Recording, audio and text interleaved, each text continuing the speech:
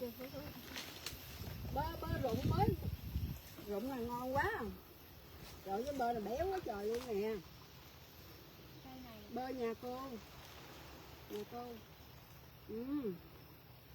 Ngon quá. Béo quá trời luôn. Vậy hái bơ rồi. Nay vậy là ngon, cái cây trái to kia luôn ha. Cái màu xanh xanh này nó cũng ngon nữa. Dạ. Cái trái này là ăn được. Trời ơi, mấy trái này quá trời luôn. Anh ăn miếng bơ anh. Béo lắm, ăn miếng bơ đi. Béo dễ sợ luôn. Cô ăn chưa cô? Cô chưa ăn thử cây này mà bây giờ cô ăn cô lụm có cái ngon đó. Trời ơi, vậy con hơn nè.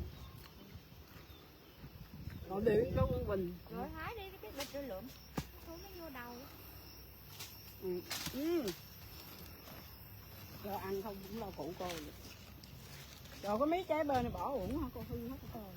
Nó bự quá.